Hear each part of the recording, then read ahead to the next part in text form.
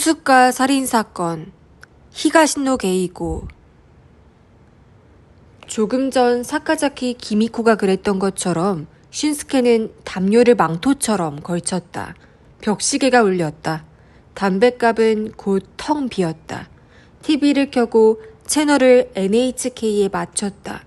딱히 화면을 보려는 건 아니었다. 종종 눈을 감아봤으나 그의 귓가에 잠든 자기 숨소리가 들리는 일은 없었다. 오전 7시가 지났을 즈음 제일 먼저 후지마 가즈에가 일어나 슌스케가 있는 거실로 찾아왔고 이어서 그의 남편도 나타났다. 그는 자기 어깨를 주무르면서 슌스케의 옆에 걸터 앉았다. 잠은 좀 잤습니까? 아니요. 그래요? 나도 잤다고 하기는 힘든데 운전 괜찮겠어요? 네, 괜찮습니다. 그래도 무리하지는 마세요. 졸리거나 피곤하면 바로 말씀하시고요. 운전을 바꿔드릴게요. 알겠습니다. 그녀의 집은 어디입니까?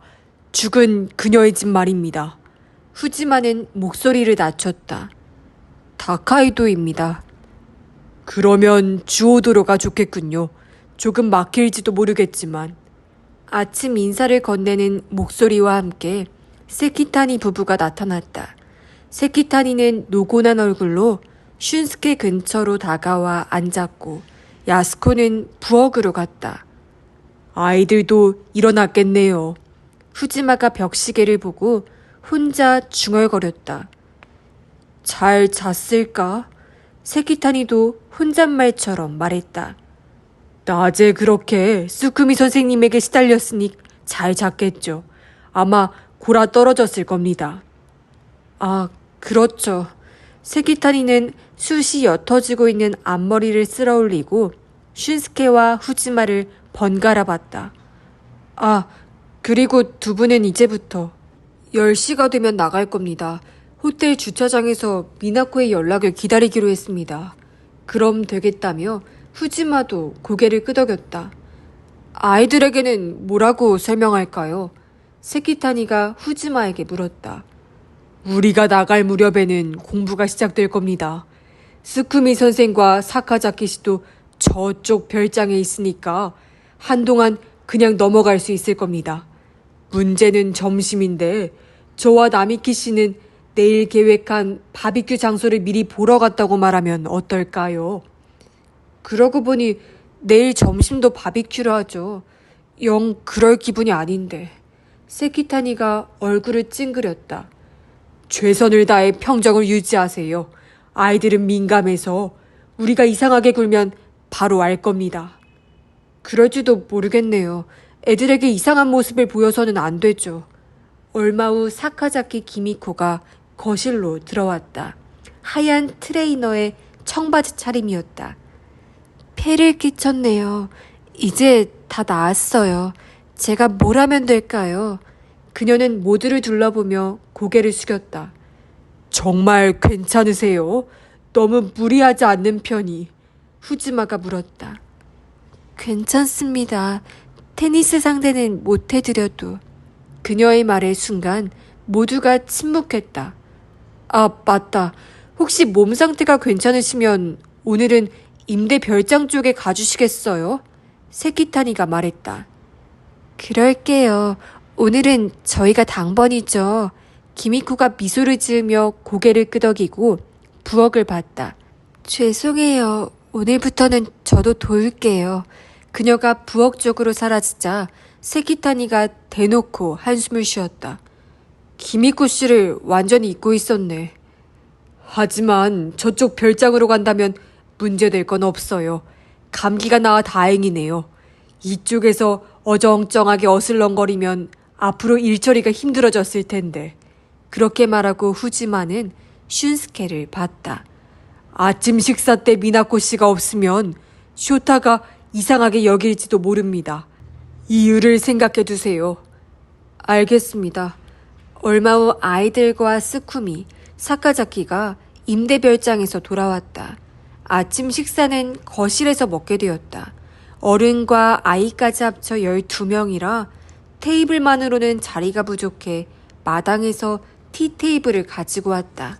빵과 햄, 에그, 샐러드, 그리고 주스 등으로 차린 간단한 조식이었다. 일어난 지 얼마 안 되어 머리가 맑지 않은지 아이들은 얌전했다. 쇼타도 슌스케 옆에서 말없이 음식을 입에 넣으며 엄마의 행방도 묻지 않았다. 그런데 사카자키가 알아차리고는 이렇게 물었다. 미나코 씨는요? 후지마를 비롯해 어젯밤에 발생한 일련의 일들을 아는 당사자들은 일제히 슌스케를 봤다. 그는 간신히 자기적인 웃음을 짓고 사카자키를 봤다. 머리가 좀 아프다고 해서 방에서 쉬고 있습니다. 아니, 그거 큰일이네요. 설마 당신이 감기로 옮긴 건 아니겠지? 사카자키가 아내를 봤다. 사카자키 기미코는 불안한 듯이 눈을 깜빡였다. 슌스케는 손을 내저었다. 그런 건 전혀 아니에요. 감기가 아니라 그러니까 여성 특유의... 죄송해요. 제가 둔해서. 사카자키는 자기 머리를 쥐어박는 신용을 했다. 엄마 괜찮아? 그제서야 쇼타가 물어왔다. 응, 괜찮아. 하지만 오전에는 혼자 자게 두자. 응.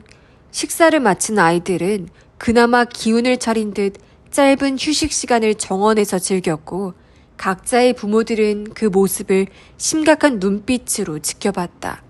사카자키 기미코가 혼자 떨어져 카운터 테이블에서 잡지를 읽고 있었다. 슌스케가 그녀에게 다가갔다. 오늘 아침은 감사했습니다. 아니에요. 아까 하신 말씀을 조금 자세히 알고 싶은데요. 그러니까 그건 나미키 씨가 조금만 신경 쓰면 곧 알게 될 거예요. 그녀는 주위를 신경 쓰며 목소리를 낮췄다. 이미 어느 정도는 압니다. 소리와 함께 기미코의 눈이 커졌다. 그 눈을 응시하며 그가 말을 계속했다. 미나코에게 연인이 있는 듯해요. 물론 제가 아닌 다른 남성이요. 기미코에게서 숨을 삼키는 기척이 났다. 얼굴에서 귀까지 다 빨개졌다. 그 상대가... 슌스케가 거기까지 이야기했을 때 기미코는 그의 뒤편으로 눈길을 던졌다. 슌스케가 돌아보니 사카자키의 장남인 다쿠야가 서 있었다. 엄마, 감기는 다 나았어? 이제 열은 없어? 응, 괜찮아. 걱정하게 해서 미안. 오늘 하루도 열심히 공부하렴. 우리가 당번이니까 엄마 아빠가 다 그리로 갈 거야. 정말? 다쿠야는 살짝 기분이 좋아진 듯 했다. 응, 갈아입을 옷을 줄게. 기미코는 다쿠야를 데리고 거실을 나갔다. 슌스케가 그녀와 아들의 뒷모습을 가만히 지켜보고 있는데 뒤에서 후지마가 말을 걸어왔다. 저 기미코 씨와 무슨 말씀을... 아닙니다. 어제 잘 주무셨는지 물었습니다.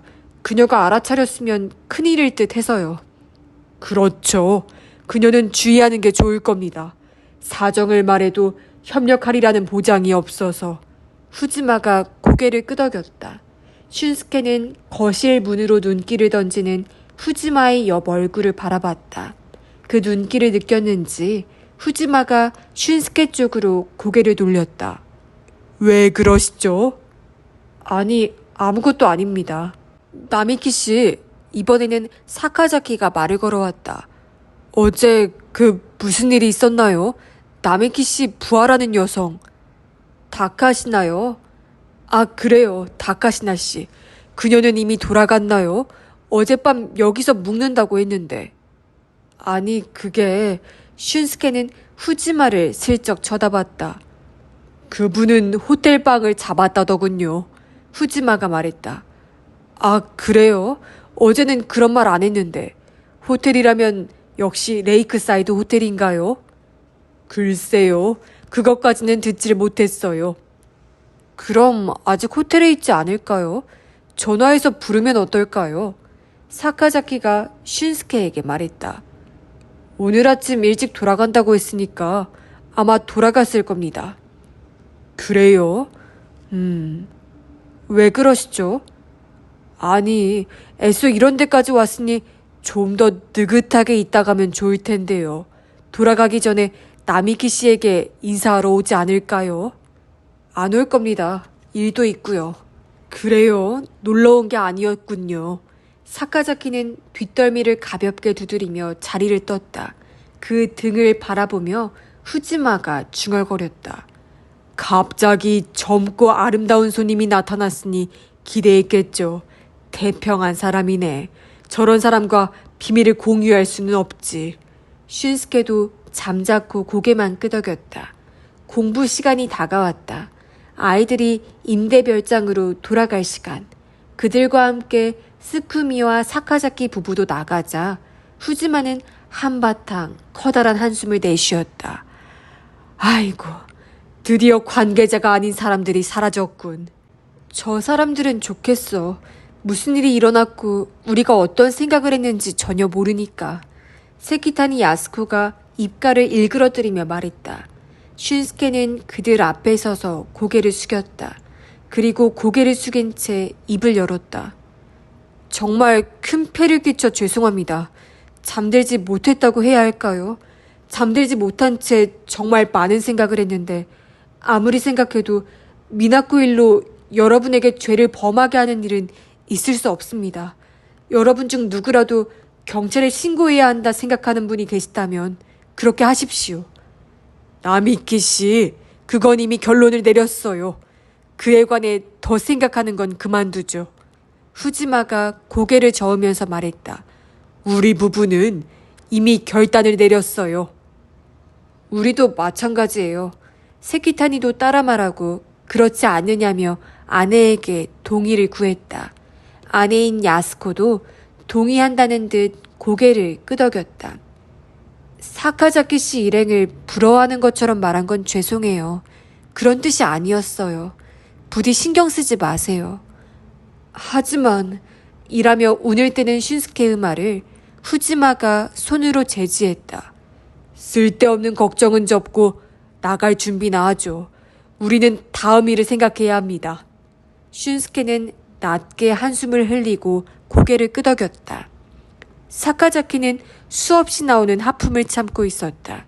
앞에서는 스쿠미가 화이트보드를 이용해 아이들 넷에게 수학을 가르치는 중이었고 기미코가 스쿠미 옆에서 교재를 나누어 주는 등 도우미 역할을 하고 있었다. 쓸데없는 말을 내뱉는 사람은 없었다.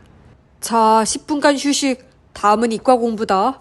스쿠미의 말에 아이들이 일제히 일어났다. 사카자키도 기지개를 켰다. 바로 시계로 눈이 가고 말았는데 10시가 조금 넘은 시각이었다. 그는 아내에게 손짓했다.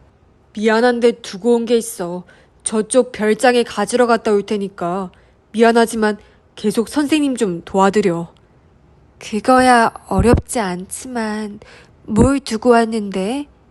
책이야. 문고판 책. 문고판? 그런 것도 가지고 다녀? 선생님 수업을 듣는 동안 지루할 듯해서 가져왔어. 다녀올게. 아이들이 공부하는 중에 당신은 책을 읽겠다고? 그게 어때서? 어차피 나는 할 일도 없는데. 그는 그렇게 말하며 현관으로 향했다. 기미코가 뭐라고 하는데도 돌아보지 않았다. 사카자키는 임대 별장을 나와 도로까지 뛰어 올라가 그곳에 세워놓은 마운틴 바이크에 다가갔다. 주머니에서 열쇠를 꺼내 체인을 풀고 자전거에 올라탔다. 그는 힘껏 페달을 밟기 시작했다. 그러나 후지마의 별장에 다 와서도 속도를 늦추지 않았다. 오히려 페달 밟는 다리에 더 힘을 주어 순식간에 후지마의 별장 앞을 지나쳤다. 별장 지대를 나와 좌회전했다. 그대로 직진하니 앞쪽에 레이크사이드 호텔 간판이 보이기 시작했다. 사카자키는 호텔 바로 앞 길가에 자전거를 세우고 걷기 시작했다. 호텔에서는 자동차들이 차례로 나오고 있었다. 머리가 긴 여성이 운전하는 차가 보이면 그는 서서 얼굴을 확인했다. 문을 지나 주차장을 통과해 정면 현관으로 향하려 했을 때였다. 감색 치마를 탄 사람의 옆 얼굴을 보고 그는 서둘러 옆에 있는 자동차 뒤로 몸을 숨겼다. 그 옆 얼굴은 분명 나미키 슌스케였다. 게다가 조수석에는 후지마가 타 있었다. 사카자키는 혀를 찼다. 손목시계는 10시 35분을 가리키고 있었다. 약 3분쯤 그 자리를 지키며 망설이다가 호텔 문을 향해 되돌아가기로 마음먹었다. 치마에 탄 두 사람이 알아차린 것 같지는 않았다. 사카자키가 문을 열고 나와 다시 한번 뒤를 돌아봤다. 그때 나미키 슌스케가 문을 열고 운전석에서 나왔다. 나미키의 눈은 호텔 정면 현관을 향하고 있었다. 그 방향을 따라 시선을 돌린 사카자키의 눈이 크게 벌어졌다. 정면 현관에서 슌스케의 차로 다가오는 사람은 나미키 미나코였다. 하얀 민소매 원피스를 입고는 여행 가방을 들고 있었다. 미나코가 뒷좌석 문을 닫음과 동시에 슌스케가 시동을 걸고 차를 출발시켰다. 그녀의 거친 숨소리가 그의 자리까지 들렸다. 두고 온 물건은 없겠죠? 후지마가 물었다. 없을 거예요. 방에 지문이나 미나코 씨 흔적을 남기진 않았겠죠? 충분히 조심했어요. 호텔 영수증은 핸드백 안에 넣어뒀고요. 그래요? 하지만 그 영수증은 처분하는 게 좋겠어요. 일단 고생하셨습니다. 미나코에게 수고 인사는 필요 없습니다. 자업자득이니까요. 그녀야말로 여러분에게 아무리 감사해도 끝이 없죠. 안 그래? 슌스케가 말하자 뒤에서 그녀가 가녀린 목소리로 그렇다고 답했다. 그 후 한동안 대화가 끊겼다. 슌스케가 차를 별장 앞에 세웠을 때 후지마가 마침내 입을 열었다. 그럼 우리는 바로 도쿄로 가겠습니다. 미나코 씨는 몸이 좋질 않아서 오늘 아침은 방에 있었다고 했습니다. 아이들이나 사카자키 씨 일행이 물으면 말을 맞춰주세요. 알겠습니다. 여러모로 제가 번거롭게 해드렸네요. 미나코는 차에서 내려 별장으로 이어진 내리막길을 걸어갔다. 하얀 원피스가 나무 사이로 보였다 사라지기를 반복하더니 이윽고 완전히 사라졌다. 저 원피스는 어제 다카시나 씨가 입었던 원피스와 비슷하네요. 저렇게 뒤에서 보니 키나 몸매가 정말 비슷해요. 호텔 종업원도 못 알아봤겠어요. 두 사람이 비슷한 타입이라 다행이네요. 후지마의 이야기에 슌스케는 아무 대답 없이 자동차 엑셀을 밟았다. 앞에서 산악 자전거 한 대가 다가오고 있었다. 사카자키가 자전거를 타고 별장 지대까지 돌아왔을 때 앞쪽에서 나미키의 시마가 나타났다.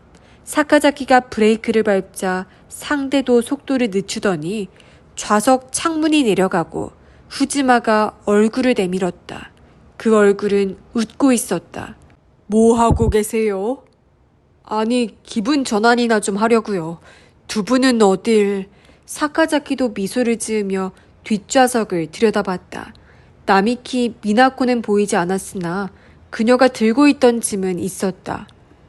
내일 바비큐 자리 좀 보고 오려고요. 아이들이 열심히 공부하고 있는 듯하니 노는 날 정도는 실컷 놀게 해야죠. 그렇죠. 그러면 임대별장에는 기미코 씨만 있겠네요.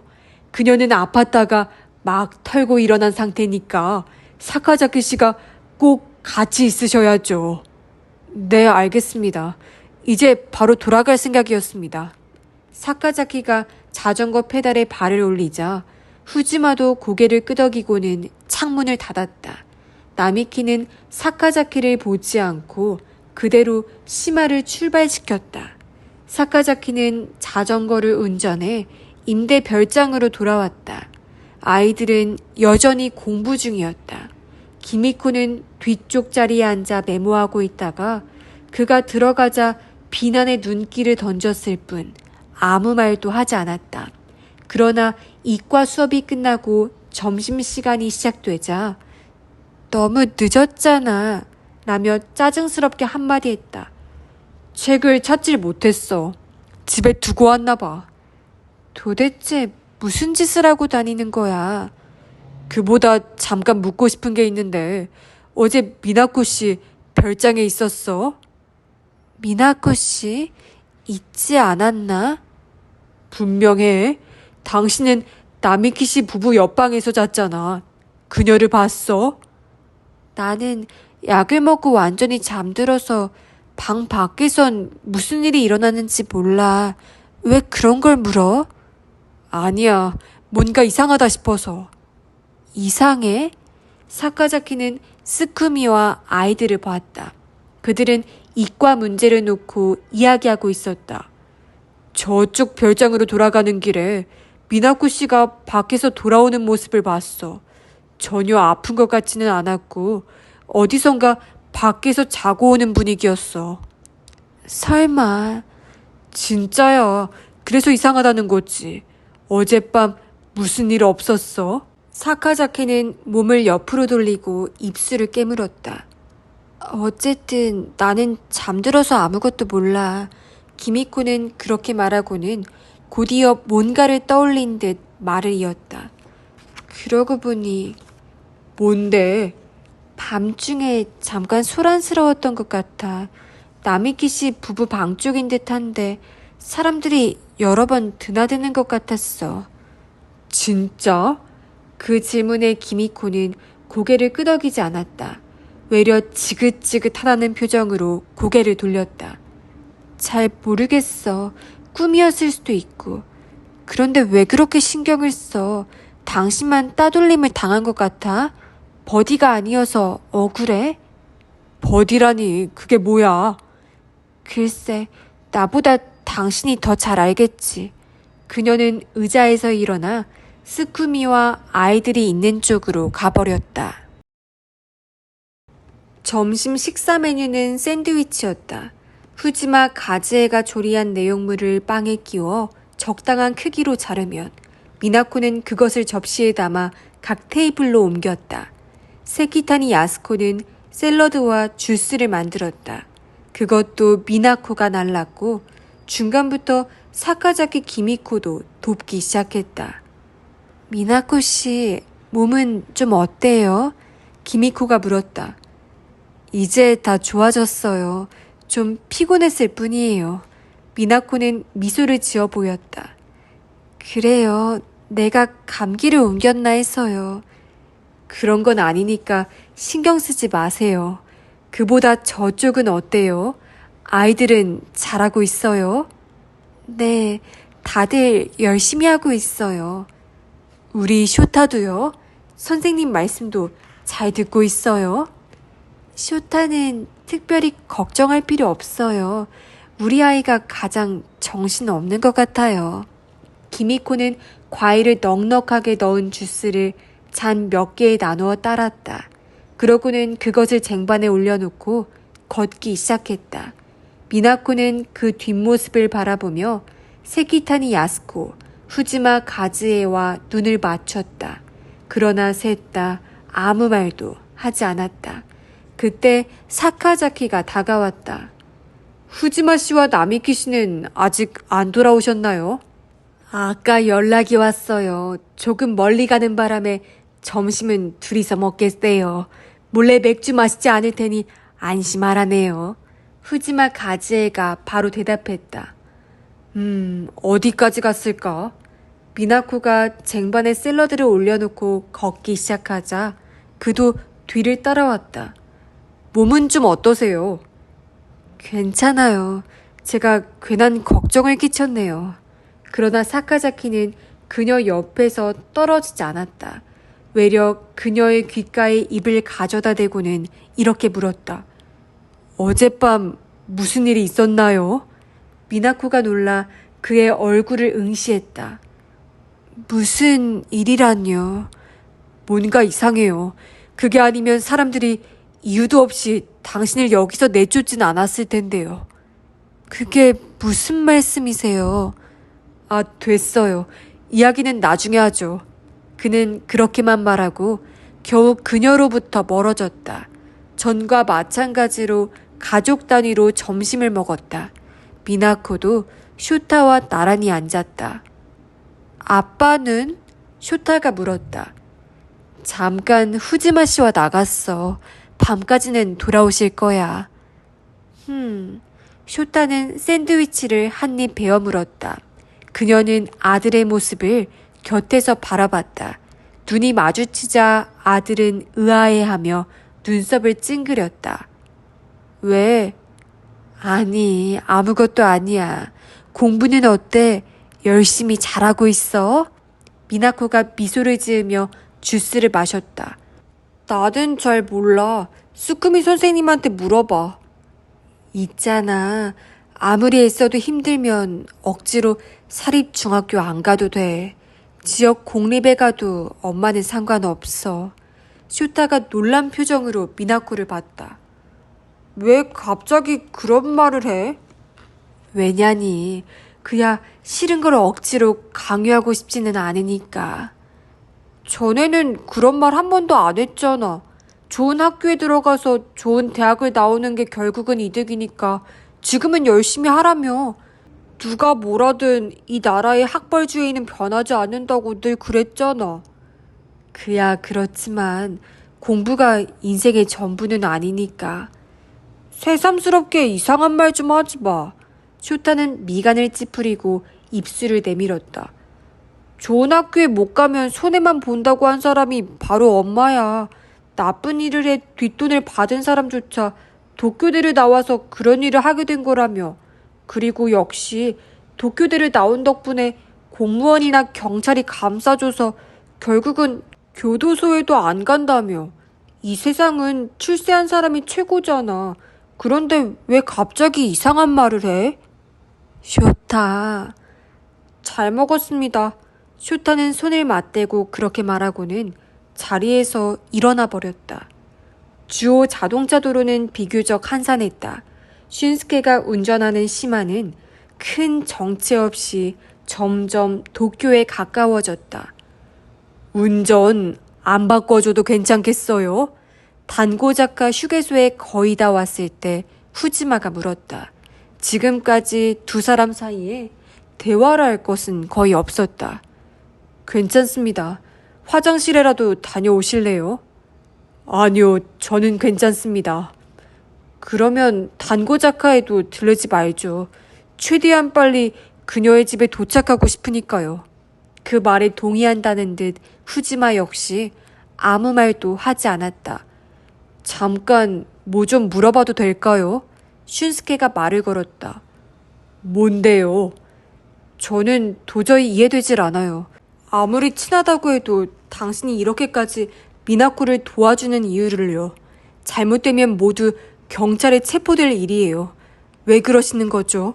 특히 후지마 씨, 당신처럼 냉철한 분이 이토록 무모한 결단을 하는 이유를 모르겠습니다.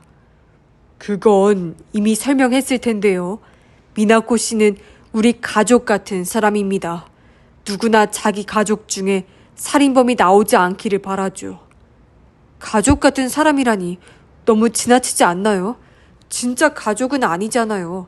가령 언론이 당신들에 대해 냄새를 맡더라도 시치미를 떼면 그만일 텐데요.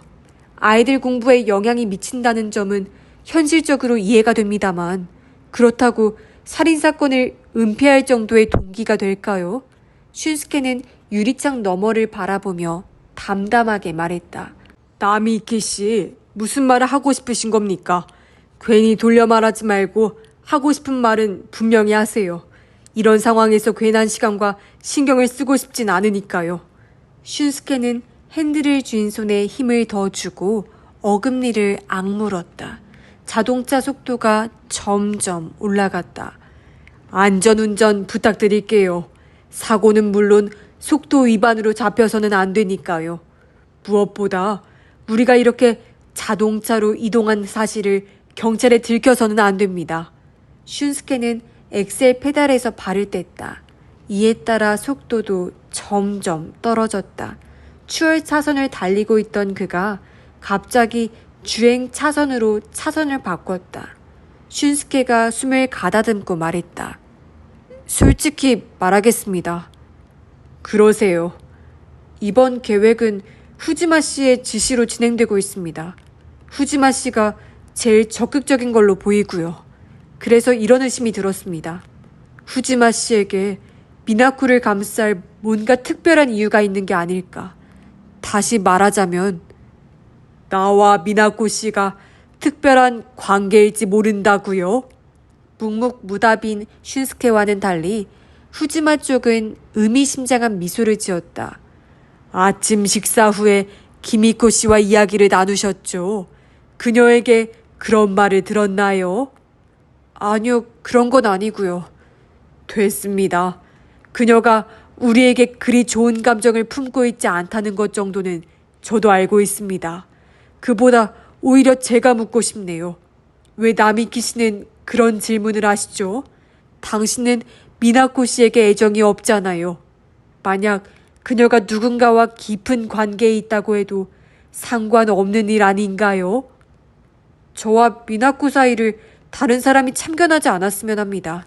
미나코에게 다른 남자가 있다면 제게는 그 사실을 알 권리가 있습니다. 그렇군요. 그 사실을 알고 상처받을지 아닐지는 별개로요. 그래서요. 사실이 뭐죠? 미나코의 상대가 당신인가요?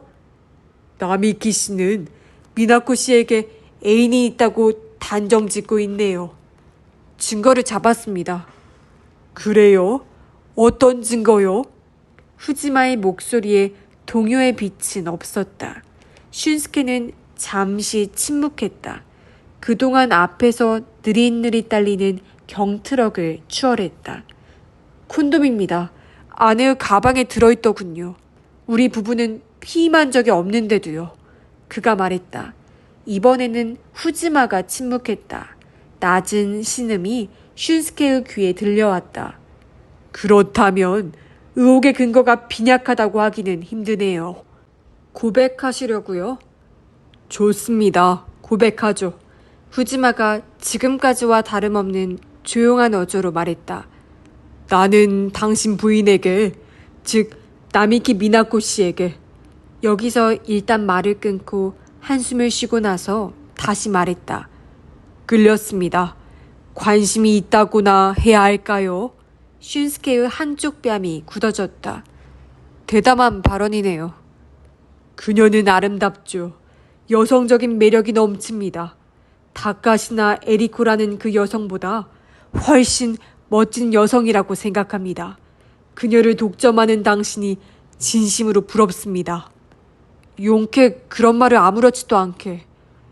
이런 상황이니까 저도 조금은 충동적으로 말할 수 있겠죠. 당신에게 적당히 둘러대고 얼버무려봤자 소용없을 것 같기도 합니다. 제가 지금 무슨 생각하는지 아세요? 역시 단고 작가에 들릴 걸 그랬어요. 그러고는 저를 차에서 내리게 해서 몇 대 때리시려고요? 남자란 참 이상한 동물이에요.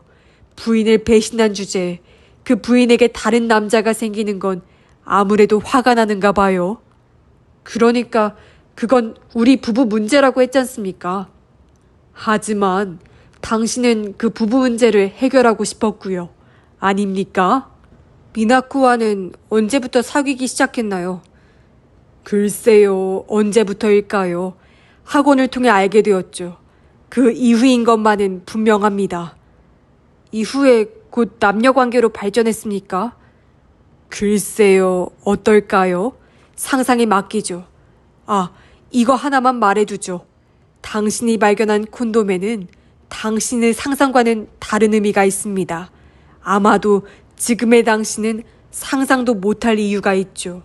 그 말에 슌스케가 후지마 쪽으로 고개를 돌렸다.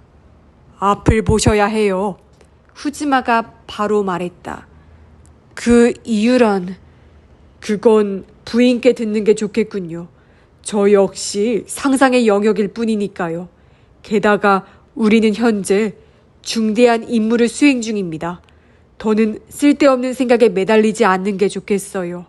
하나 덧붙이자면 이제 우리는 운명 공동체입니다. 사소한 인간관계를 놓고 떠들 여유는 없어요. 슌스케는 추월 차선으로 들어가 다시 엑셀을 3개 밟았다. 앞차가 쑥쑥 다가왔다. 법정 속도를 상당히 넘었는데 이번에는 후지마도 말없이 침묵을 지켰다. 다카이도에서 10분도 안 되어 에리코의 맨션에 도착했다. 완전히 새 건물은 아니지만 단정한 이미지의 5층짜리 빌딩이었다. 슌스케와 후지마는 조금 떨어진 코인 주차장에 차를 세우고 미나코에게 받은 짐을 들고 맨션으로 들어갔다. 현관은 관리인 없이 자동 잠금 장치가 설치되어 있었는데 슌스케는 그녀에게 받은 열쇠를 이용해 문을 열었다. 방으로 가기 전에 우편함 쪽으로 돌아갔다. 각 우편함에는 조그만 자물쇠가 달려 있었다. 후지마가 하얀 목장갑을 꺼내 슌스케에게도 하나를 건넸다. 방에 당신 지문이 묻어있는 건 어쩔 수 없지만 오늘 새로 묻는 건 곤란합니다. 나중에 닦는 것도 좋지 않아요. 경찰이 조사하면 다 알 테니까요. 슌스케는 수긍하고 양손에 장갑을 꼈다. 다카시나 씨의 우편함 열 수 있나요? 후지마가 물었다. 아마도요. 열쇠를 늘 가지고 다녔으니까요. 슌스케는 에리코의 핸드백을 뒤졌다. 고급 브랜드의 키홀더가 보였다. 키홀더에는 열쇠 3개가 달려 있었는데 가장 작은 열쇠를 405호실 우편함 자물쇠에 꽂자 바로 열렸다. 우편함에는 전단지와 전기요금 고지서가 들어있을 뿐이었다. 그는 그것들을 꺼내고 문을 닫고 다시 잠갔다. 신문은 없는 것 같네요. 그녀 신문은 안 봐요. TV나 인터넷으로도 충분하다고. 그렇군요. 후지마는 고개를 끄덕였다. 에리코의 방은 4층 가장 구석이었다. 슌스케 일행은 엘리베이터와 복도에서 그 누구와도 마주치지 않았다. 방 2개의 거실, 부엌에 있는 구조의 집을 문이나 칸막이를 다 치워 원룸처럼 쓰고 있는 형태.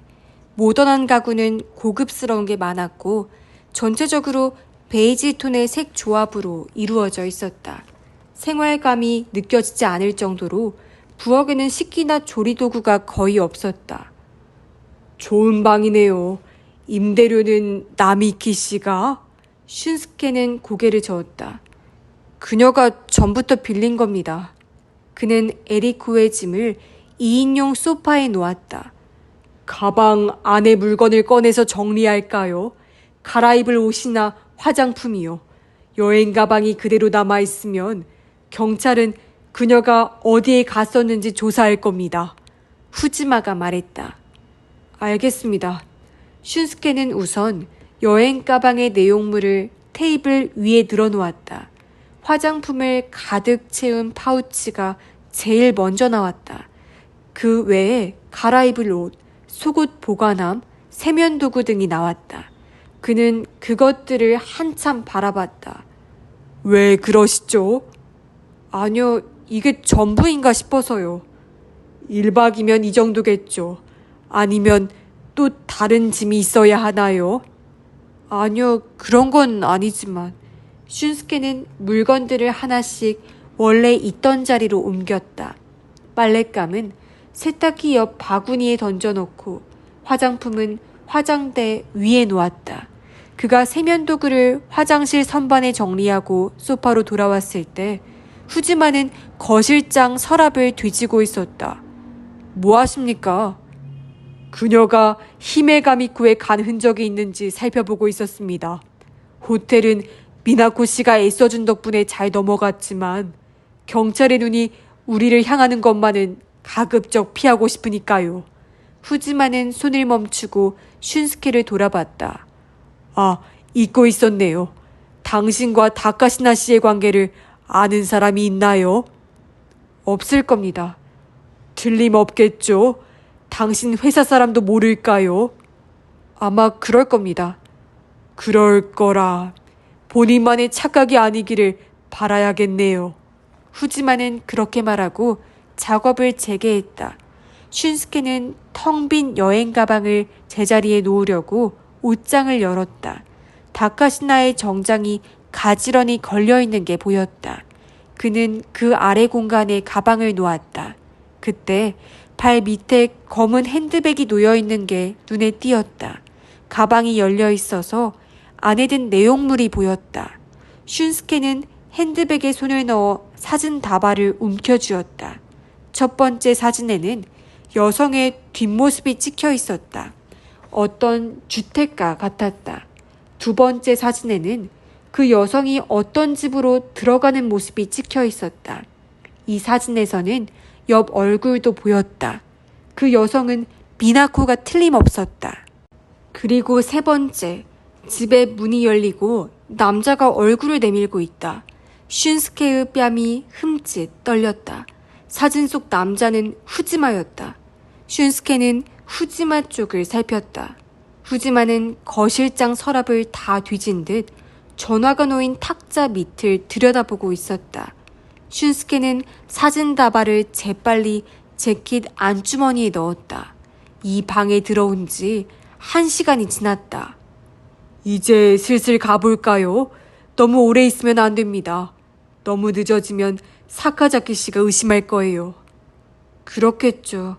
그녀 에리코가 히메가미코에 갔었던 흔적은 찾으셨나요? 후즈마는 고개를 저었다. 상당히 자세히 조사했지만 없는 것 같습니다. 아무래도 괜찮을 듯합니다. 후즈마가 그만 돌아가자고 말했다. 자동차를 출발시킨 뒤에 후즈마가 입을 열었다. 아까 얘기인데 한없이 감출 수는 없을지도 모릅니다. 아까 얘기요? 당신과 그녀의 관계를 아는 사람이 있는지 말입니다. 아, 오늘은 그렇다고 해도 내일 이후 다카시나 씨가 출근하지 않으면 아무래도 소동이 일어나겠죠. 당신에게도 연락이 오지 않을까요? 아마도 그렇겠죠. 그때 어떻게 대답할지. 후지마는 자동차 좌석을 뒤로 넘겼다. 당신은 일단 모른다고 하세요. 그녀가 히메가미코에 온 적은 없다고 말이죠. 재차 말하지만 경찰의 눈이 우리에게 향해서는 안 됩니다. 그건 저도 압니다. 그럴 생각이었고요. 하지만 언제까지 그런 태도를 관철하느냐가 문제죠. 이런 실종 사건에 경찰이 얼마나 적극적으로 나올지는 모르겠지만 어쨌든 수사가 시작된다고 칩시다. 아마도 남자 관계부터 뒤집지 않겠어요? 그렇겠죠. 당신들의 관계를 어렴풋하게나마 아는 사람이 있다면요. 혹은 그녀의 방에서 당신과의 관계를 알리는 무언가가 나온다면요. 그러면 경찰은 당연히 당신을 찾아오겠죠. 그때는 어떻게 할 생각입니까? 모른다고 잡아떼는 게 좋지 않을까요? 혹시 나중에 들키더라도 불륜관계를 나서서 이야기하는 사람은 없을 테니까 특별히 의심하지는 않을 것 같은데요. 당신이야 그래도 상관없지만 다른 사람들의 대처가 힘들어져요. 일단 당신이 잡아떼는 단계에서 미나코 씨도 조사받을 텐데요. 다카시나 에리코라는 여성을 아냐고 물었을 때 아무것도 모른다고 주장해야 할지 어떨지. 무슨 문제라도. 만일 경찰이 그녀가 히메가미코에 왔다는 사실을 알아낸다면 그 진술은 부자연스러워집니다. 당신이 그곳 별장에 있었다는 사실도 판명될 테니까요. 당연히 미나코 씨가 다카시나 씨를 만난 게 되잖아요. 하지만 미나코 몰래 제가 그녀와 미뢰했을 수도 있잖아요. 저와 에리코의 관계가 발각된 건 그 이후이니까 진술에 모순은 없을 듯한데요. 그러면 우리가 다 거짓말을 해야 합니다. 히메가미코에서 다카시나 에리코라는 여자를 만난 적이 없다고요. 그렇게 되죠. 슌스케는 거기까지 말하고는 입술을 깨물고 가볍게 핸들을 두드렸다. 아, 안 되는구나. 맞아요. 사카자키 부부와 아이들이 있어요. 그들이 경찰의 질문을 받으면 아마 사실대로 이야기하겠죠. 분명히 다카시나 에리코라는 여자가 왔었다. 그럼 입을 맞춘 사람들이 의심을 받게 됩니다.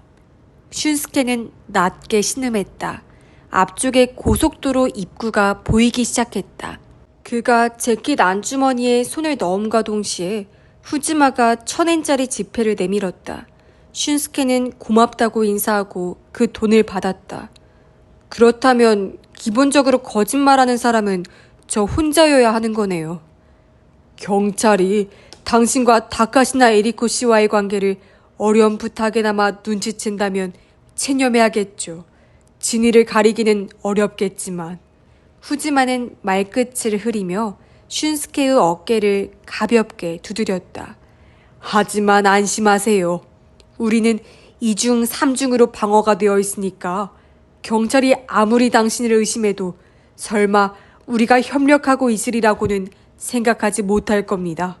게다가 무엇보다 그 사체는 발견되지 않아요. 사체가 발견되지 않는 한 사건은 없죠.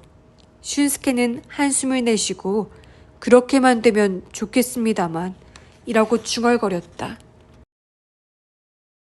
히메가미쿠에 도착했을 때는 완전히 해가 저물어 저녁 식사를 시작할 시간이었다. 딱 한 번 후지마의 휴대전화가 울렸다. 가지에였다.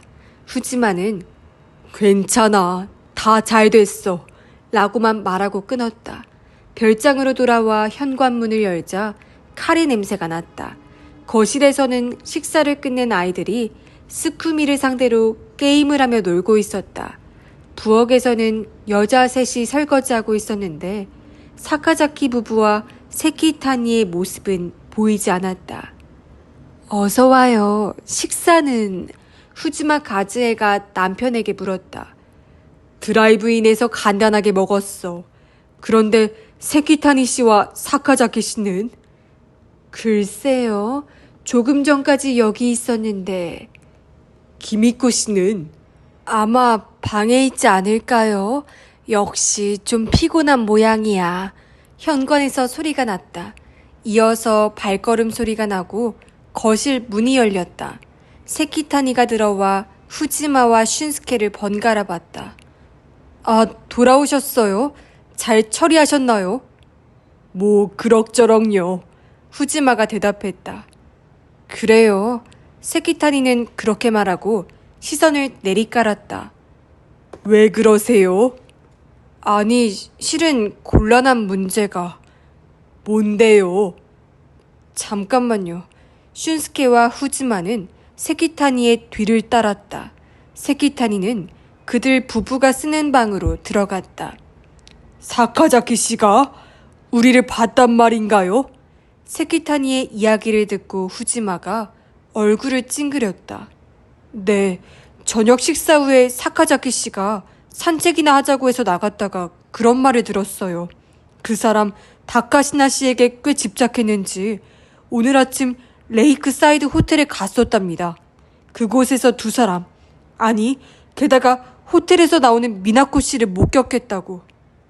이거 큰일이군. 후지마는 팔짱을 끼고 혀를 차더니 머리를 북북 긁었다. 그러고 보니 우리가 이곳을 나설 때 그를 만났죠. 그 사람도 호텔에서 돌아오는 길이었군. 그래서요. 사카자키 씨는 뭐라던가요? 슌스케가 물어봤다. 그는 어젯밤 이곳에서 무슨 일이 벌어졌다고 생각하는 듯해요. 아니, 물론 진짜 무슨 일이 일어났는지는 모르죠. 오히려 그는 아주 재미있는 일이 벌어졌고 자신만 소외되었다고 오해하고 있어요. 그런 말도 안 되는 소리를 어째서 그런 생각을 하는 거지? 후지마는 내뱉듯 말했다. 그런 일은 전혀 없었고 나는 아무것도 모른다고 넘겼어요. 하지만 그는 도통 받아들이려 하질 않아요. 어떻게 할까요? 그냥 두면 그 사람 미나코 씨를 추궁할지도 모르는데. 세키타니는 슌스케와 후지마의 얼굴을 번갈아 바라봤다. 후지마는 여전히 고심하는 표정을 짓고 있었다. 어디선가 몰래 들어온 작은 나방 한 마리가 형광등 주위를 돌고 있었다. 가끔 형광등에 부딪히는 소리도 났다. 제가 말하겠습니다. 슌스케가 입을 열었다. 다른 두 사람이 그를 봤다. 아니, 그럴 수밖에 없지 않습니까? 언젠가 경찰이 사카자키 씨를 만나 물어보면 우리 위장이 전부 들통납니다. 그렇지. 그럴 수밖에는 없겠군. 다만 그가 비밀을 지킬 타입이 아니라 조금 불안하기도 하고 또 과연 협력할지도 모르겠고 후지마도 부정하지는 않았다. 당장 얘기하고 오겠습니다. 사카자키 씨는 어디 계시죠? 잠깐만요. 나미키 씨가 직접 이야기하지 않는 게 좋겠어요. 설명은 제가 하겠습니다. 후지마가 말했다. 아닙니다. 제 아내의 잘못인데 제가 해야죠. 그래야만 합니다. 그 심정은 잘 압니다. 하지만 이런 일은 제3자가 맡는 게 제일 좋아요. 우리가 협력하게 된 사정도 말하면 그도 알아줄 겁니다. 나미키 씨, 그게 낫겠어요. 후지마 씨에게 맡겨요. 세키타니도 그렇게 말했다. 슌스케는 크게 한숨을 내쉬고 두 사람의 얼굴을 바라본 다음 받아들였다. 알겠습니다. 그럼 대신 저도 그 자리에 함께 있겠습니다. 그게 최소한의 의무라고 생각합니다.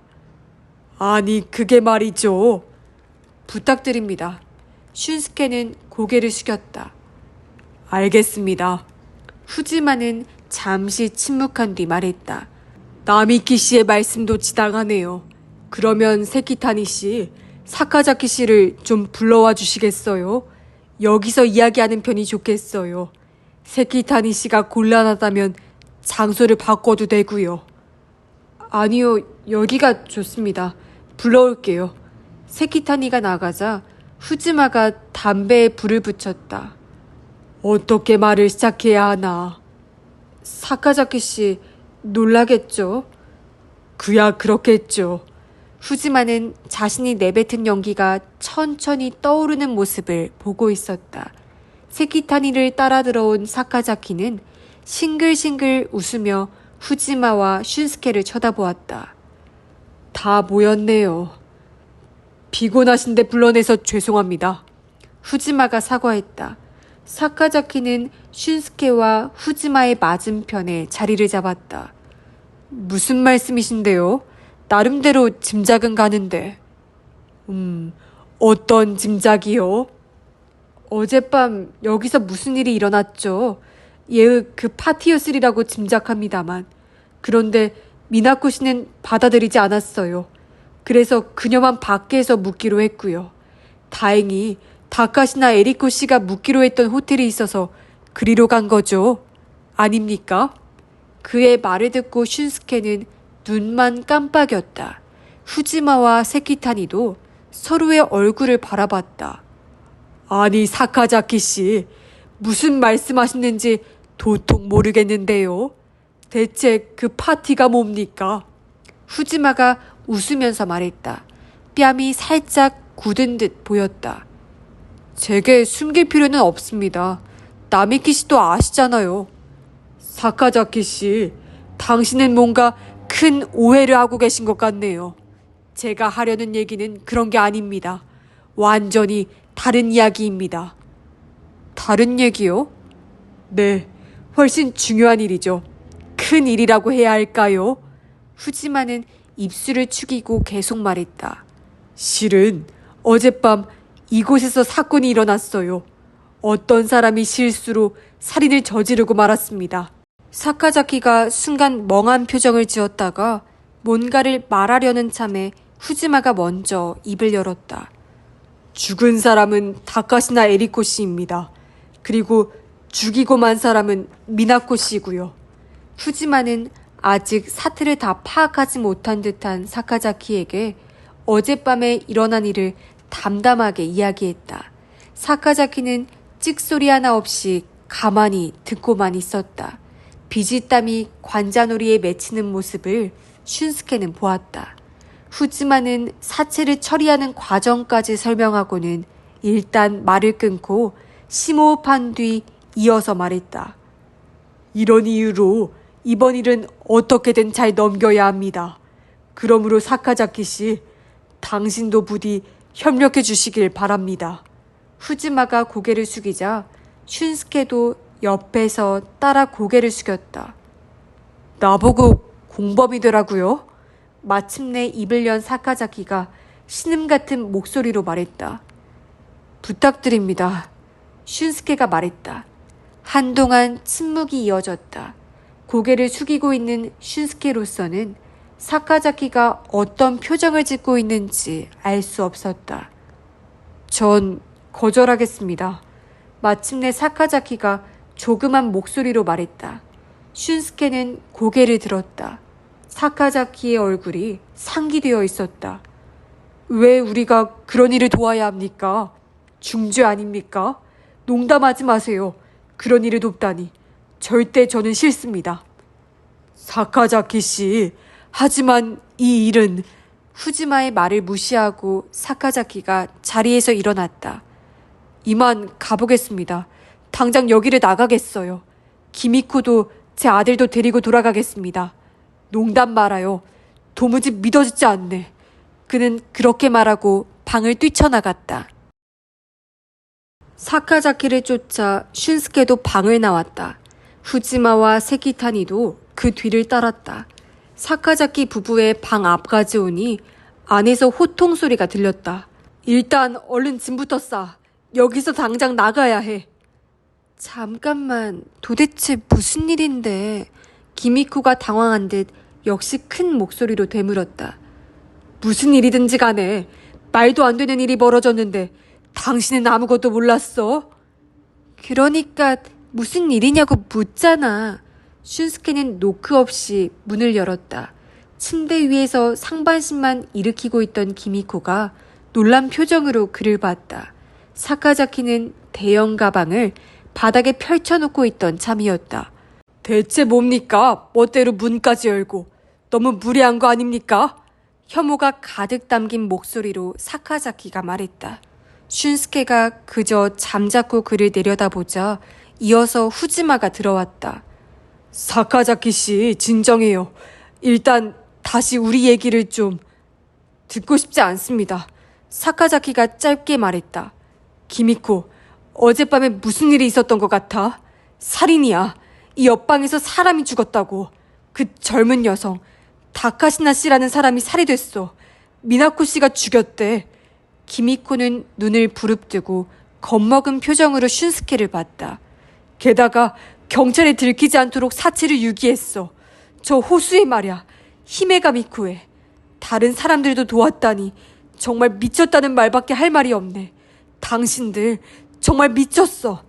그러니까 다 이유가 있다니까. 우리 얘기 좀 들어봐요. 세키타니가 달래듯 말했으나 사카자키는 양손을 내저으며 고개까지 흔들었다. 어떤 이유를요? 당신들 유독 사이가 좋다는 건 나도 알아요. 하지만 우리와는 그 정도의 친분은 아니죠. 겨우 그 정도로 이런 일에 휩쓸릴 수는 없어요. 세키타니 씨, 알고는 있어요? 살인사건이라고요. 말도 안 되는 범죄라니까요. 그런 일이 벌어지면 보통 경찰에 신고하는 게 정상 아닌가요? 그는 분노의 불길이 타오르는 눈길로 슌스케를 쳐다봤다. 다 당신 잘못이야. 분류는 당신 자유지만 여기까지 그 문제를 끌고 오면 안 되지. 우리는 전혀 관계없는 사람인데 왜 내가 당신 애인과 아내 싸움에 휘말려야 하냐고.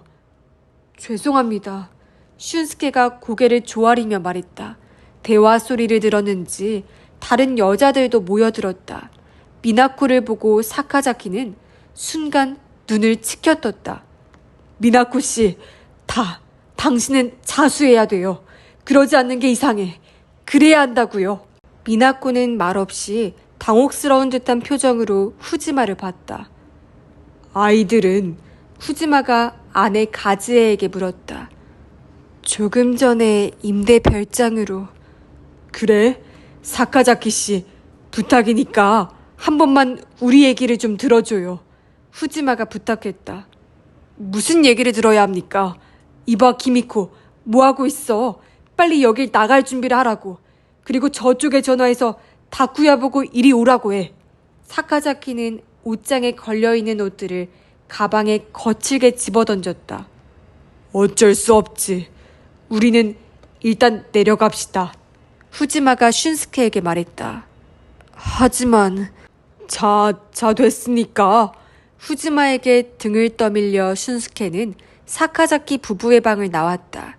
방에서는 여전히 사카자키의 호통이 들려왔다. 사카자키 부부를 제외한 전원이 거실에 모였다. 처음으로 입을 연 사람은 세키탄이었다. 역시 그런 설명으로는 이해해주지 않네요. 하지만 어떻게든 설득해야지. 미나코 씨를 지켜달라고 매달려 봐야지. 후즈마가 말했다. 그야 그렇지만 세키타니가 머리를 긁적였다.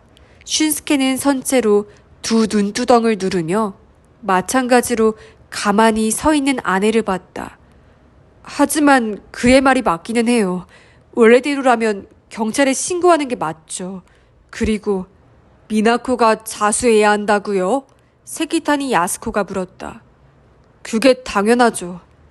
나미키 씨, 여기까지 와서 돌이킬 수는 없어요. 후지마가 타이르듯 말했다. 전 법률적인 부분은 잘 모릅니다. 사치 유기죄를 물을지도 모르죠. 하지만 지금 경찰에 알리고 너무 놀라서 벌인 일이라고 주장하면 그렇게 큰 죄가 되지는 않을 겁니다. 슌스케가 말했다.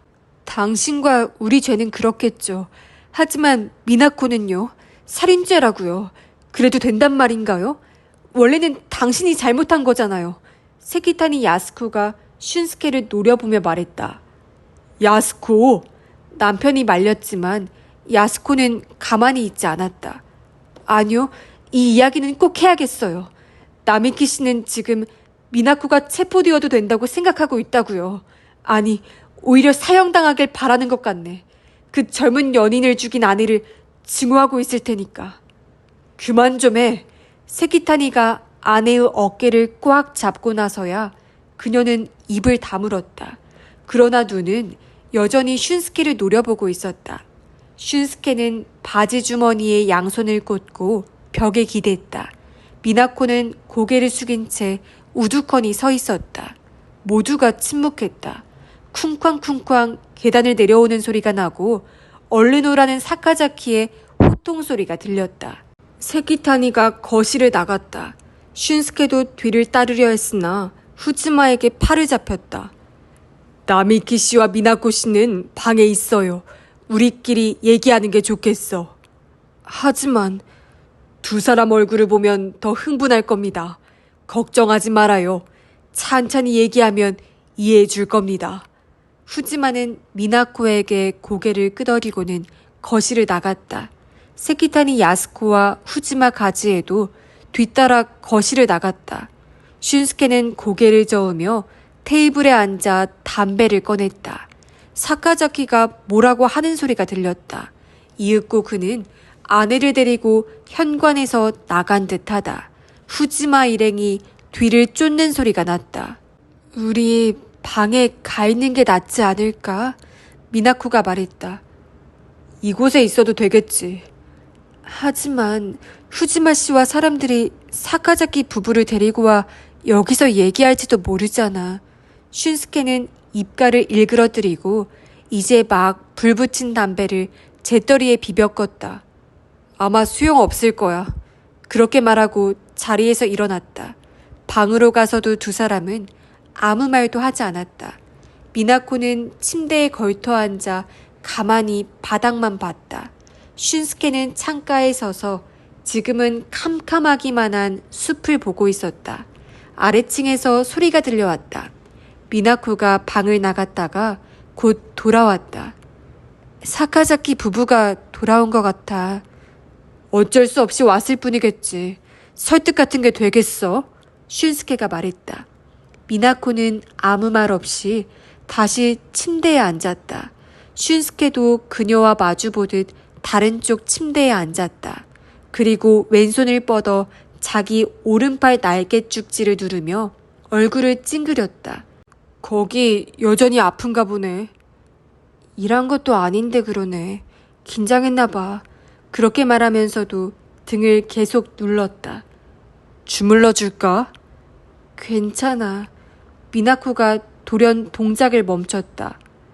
상대는 후지마 씨였어? 무슨 소리냐는 듯한 표정을 지은 채 그녀가 고개를 들었다. 당신 상대 말이야.